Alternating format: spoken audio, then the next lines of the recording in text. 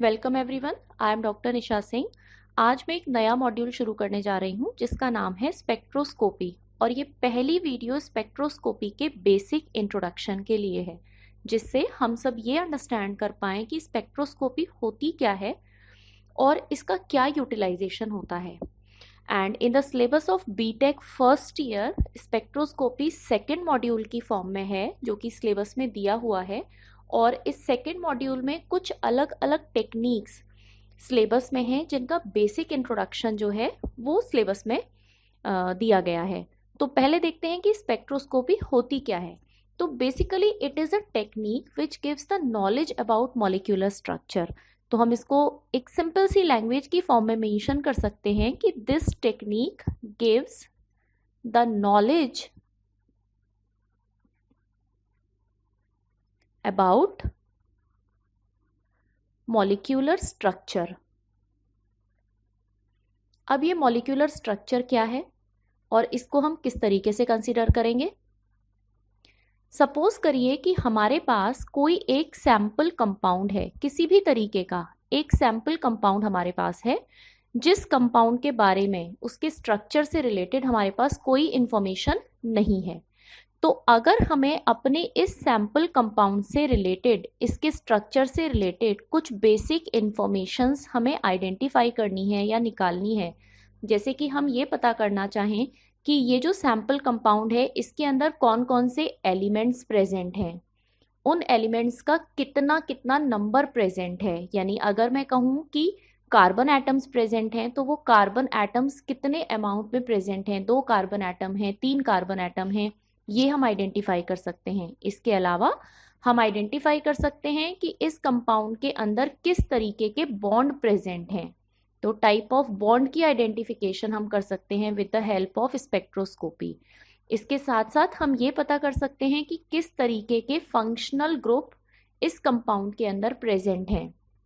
तो in short, अगर हमें ये सारी की सारी इंफॉर्मेशन मिलती चली जाए, कंपाउंड के अंदर कॉन्जुगेशन है या नहीं है, तो अगर ये सारी इंफॉर्मेशन हमें मिल जाएंगी तो हम इन शॉर्ट ये कह सकते हैं कि जो दिया हुआ सैंपल कंपाउंड है, इस सैंपल कंपाउंड का क्या मॉलिक्यूलर फॉर्मूला है, और उस मॉलिक्यूलर फॉर्मूला को उसकी अलग अलग फिजिकल केमिकल प्रॉपर्टीज के साथ कंबाइंड करके हम इस कंपाउंड का स्ट्रक्चरल फॉर्मूला भी आइडेंटिफाई कर सकते हैं। तो दैट मीन्स किसी भी दिए हुए सैंपल कंपाउंड के मॉलिक्यूलर स्ट्रक्चर से रिलेटेड अगर कोई भी इंफॉर्मेशन हमें चाहिए तो उसके लिए हम यूज़ करते हैं स्पेक्ट्रोस्कोपी टेक्निक्स को।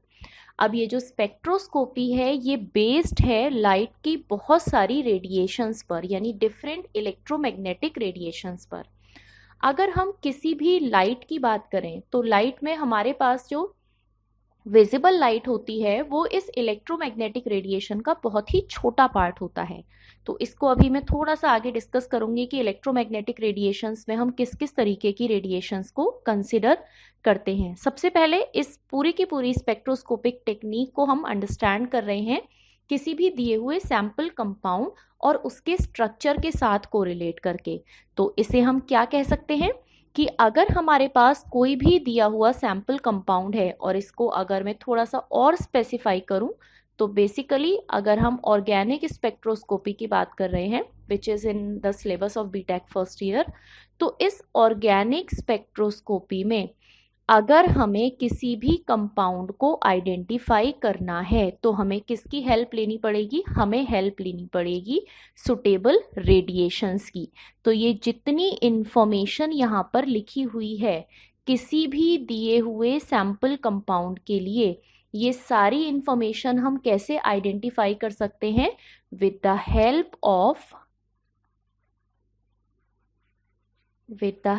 Of suitable radiations. अब इन रेडिएशंस में हम बहुत सारी अलग अलग टाइप ऑफ रेडिएशंस की बात कर सकते हैं, जैसे एक्स रेज हैं, जैसे गामा रेज हैं, जैसे अल्ट्रावायलेट रेज हैं, जैसे इंफ्रारेड रेज हैं। तो इन सारी की सारी रेडिएशंस को मिलाकर ही हम कहते हैं इलेक्ट्रोमैग्नेटिक रेडिएशंस। तो इन इलेक्ट्रोमैग्नेटिक रेडिएशंस के लिए हम डिफरेंट डिफरेंट रेंज को फॉलो करते हैं। तो that means what do we understand by spectroscopy? It is the study of interaction of matter with suitable radiations. तो इन सबकी कंबाइंड फॉर्म को हम क्या कह रहे हैं? सुटेबल रेडिएशंस कह रहे हैं। तो हम इसको मेंशन कर सकते हैं कि it is the study of interaction of matter, matter में हमारा कोई भी कंपाउंड हो सकता है, विद सुटेबल रेडिएशंस।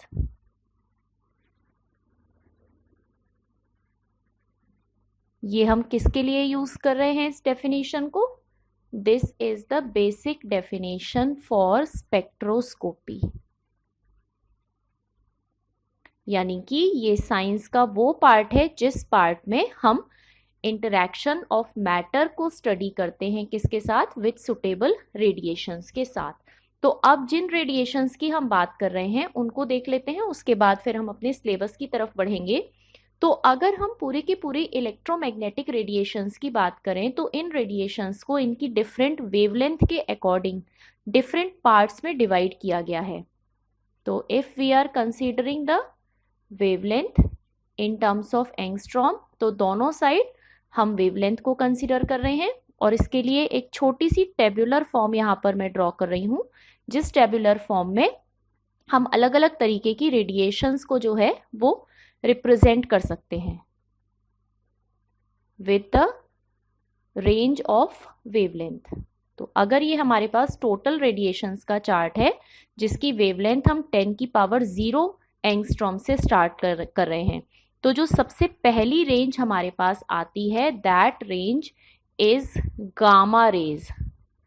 ये गामा रेज जो हैं ये 10 की पावर 0 से स्टार्ट होती हैं और 10 की पावर 1 तक, 10 की पावर 1 एंगस्ट्रॉम तक इनका पोर्शन प्रेजेंट होता है। इसके बाद जो सेकेंड कैटेगरी ऑफ रेज हमारे पास हैं ये हमारी जाती हैं 10 की पावर 2 तक। और इस रेंज में यानी 10 की पावर 1 एंगस्ट्रॉम से 10 की पावर 2 एंगस्ट्रॉम तक जो रेज हमारे पास होती हैं दीज आर एक्स रेज। ये सब किसका पार्ट है? ये सभी हमारी इलेक्ट्रोमैग्नेटिक रेडिएशंस का पार्ट है। इसके बाद फिर हम बढ़ते हैं अगले पार्ट में, जिसमें पहला पोर्शन आता है यूवी रीजन के लिए और दूसरा पोर्शन आता है विजिबल रीजन के लिए। तो यूवी और विजिबल को हम एक साथ कंसीडर कर रहे हैं। दैट मीन्स इस पूरे पोर्शन के लिए हम यूज कर रहे हैं यहाँ से यहाँ तक 10 की पावर 4, यानी 10 की पावर 2 से 10 की पावर 4 से थोड़ा सा कम पोर्शन किसका प्रेजेंट होता है? 1 इज फॉर यूवी यानी ultraviolet and 1 is for visible. अब ये जो विजिबल पोर्शन होता है केवल इतना ही हमें दिखाई देता है, जिसको हम व्हाइट लाइट की फॉर्म में कंसीडर करते हैं। जो व्हाइट लाइट डिवाइड होती है अलग अलग फॉर्म विबज्योर की फॉर्म में, VIBGYOR, violet, indigo, blue, green, yellow, orange, red, जिसको हमने पहले भी पढ़ा है। तो ये केवल विजिबल लाइट का पोर्शन इतना सा होता है। इसके बाद जब हम विजिबल से आगे बढ़ते हैं तो जो अगला काफ़ी बड़ा रीजन हमारे पास आता है, ये रीजन हमारे पास आता है IR रेडिएशंस का। और ये जो IR रेडिएशंस हैं ये भी फर्दर डिवाइड होती हैं नियर IR और फार IR की फॉर्म में। तो ये रेडिएशंस 10 की पावर 6 एंगस्ट्रॉम से थोड़ा सा आगे तक होती हैं। इसके बाद का जो अगला पोर्शन हमारे पास आता है, ये अगला पोर्शन हमारा 10 की पावर 8 एंगस्ट्रॉम से थोड़ा ज़्यादा होता है और इसको हम कंसिडर करते हैं माइक्रो वेव की फॉर्म में। These are micro waves. इस माइक्रोवेव के बाद का जो बचा हुआ पोर्शन होता है that portion is for radio waves, यानी 10 की पावर 8 से लेके 10 की पावर 10 भी हम इसमें कंसिडर कर रहे हैं, 10 की पावर 12 भी हम इसमें कंसिडर कर रहे हैं और अप टू 10 की पावर 16 तक ये पूरा का पूरा पोर्शन किसके लिए होता है? This portion is for radio waves.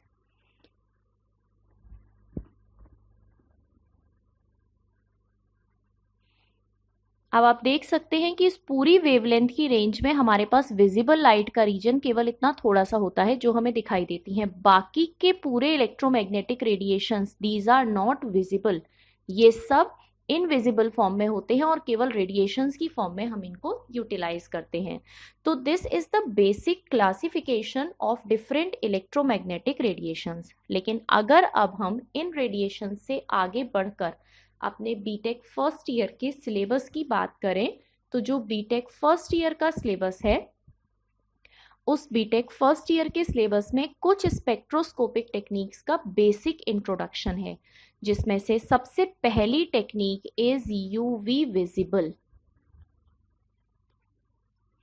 जो सेकेंड टेक्निक है that is IR, that means infrared technique.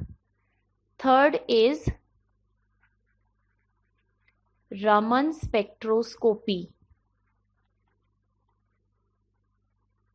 जिस रमन स्पेक्ट्रोस्कोपी को हम और क्या कहते हैं, इसको हम कहते हैं रोटेशनल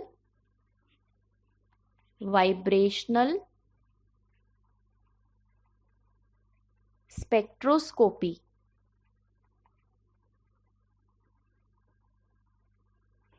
और इसके बाद जो लास्ट यानी फोर्थ टेक्निक जो सिलेबस में दी हुई है दैट इज माइक्रोवेव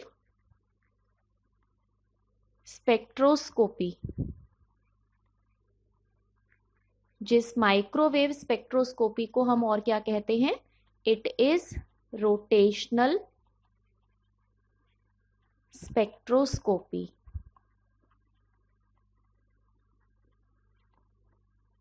तो ये जो चार टेक्निक है स्पेक्ट्रोस्कोपी की, इन चार टेक्निक्स को हम सेपरेट वीडियोस और उन वीडियोस के डिफरेंट पार्टीशंस की फॉर्म में स्टडी करेंगे। इनमें से जो यूवी, IR और माइक्रोवेव टेक्निक है, ये तीनों ही हमारी एब्जॉर्प्शन टेक्निक्स की कैटेगरी में आती हैं, जबकि जो रमन स्पेक्ट्रोस्कोपी है वो स्कैटरिंग टेक्निक्स की फॉर्म में अंडरस्टैंड की जाती है। तो आई थिंक ये बेसिक इंट्रोडक्शन आपको क्लियर है। एक बार मैं इसको बस सम अप कर देती हूँ कि जो स्पेक्ट्रोस्कोपी है basically it is the knowledge about molecular structure, यानी किसी भी दिए हुए कंपाउंड के मॉलिक्यूलर स्ट्रक्चर को आइडेंटिफाई करने की टेक्निक है, जिसके लिए हम डिफरेंट इलेक्ट्रोमैग्नेटिक रेडिएशंस यूज करते हैं। जब भी किसी दिए हुए सैंपल कंपाउंड के ऊपर एक एप्रोप्रिएट रेडिएशन पड़ती है तो उस कंपाउंड के अंदर कुछ चेंजेस आते हैं। वो चेंजेस उस एनर्जी को एब्जॉर्ब करने की वजह से हो सकते हैं, उसको ट्रांसमिट करने की वजह से हो सकते हैं, या फिर उसको स्कैटर्ड करने की वजह से हो सकते हैं।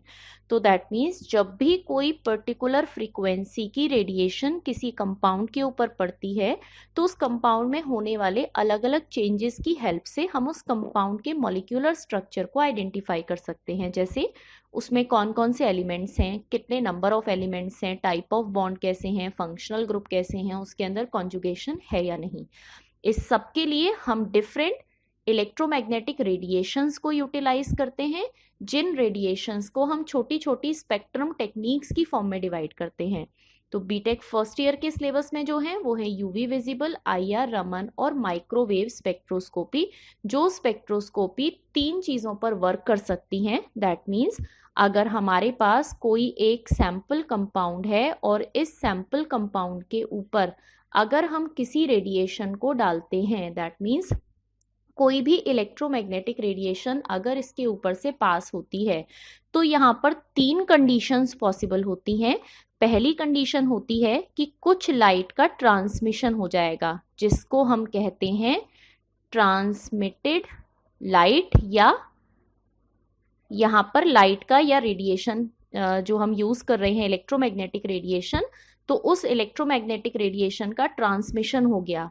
तो इट वुड बी बेटर कि अगर इसको ट्रांसमिटेड लाइट की जगह ट्रांसमिशन की फॉर्म में कंसीडर करें, तो it is transmission of light और रेडिएशन। इसके बाद दूसरी चीज आती है कि कुछ ये सैंपल कंपाउंड जो है ये कुछ रेडिएशन को एब्जॉर्ब करता है, तो दूसरी कंडीशन आ जाती है एब्जॉर्प्शन। और एक तीसरी कंडीशन यहाँ पर आती है कि अगर ये सैंपल लाइट को ना तो पास करे अपने अंदर से, ना ही उसका एब्जॉर्प्शन करे, बल्कि इस लाइट की स्कैटरिंग कर दे डिफरेंट डायरेक्शंस में, तो इस थर्ड कंडीशन को हम कहते हैं scattering. This third condition is known as scattering. तो किसी भी इलेक्ट्रोमैग्नेटिक रेडिएशन को सैंपल कंपाउंड में से पास करने पर ये तीन पॉसिबल चीजें होती हैं, या तो उसका एब्जॉर्प्शन होगा, या फिर उसका ट्रांसमिशन होगा यानी वो उसको क्रॉस करके निकल जाएगी, और या फिर उसकी स्कैटरिंग होगी। तो इन्हीं तीनों पर बेस्ड हमारी डिफरेंट ये चार टेक्निक्स हैं, UV visible, IR, Raman and microwave. तो आगे की वीडियोस में one by one in techniques को हम समझेंगे और इनसे रिलेटेड प्रॉब्लम्स को भी सॉल्व करेंगे। सो तब तक के लिए thank you so much everyone, and if there is any query, any doubt or any suggestion, you can write down in comment box. Thank you.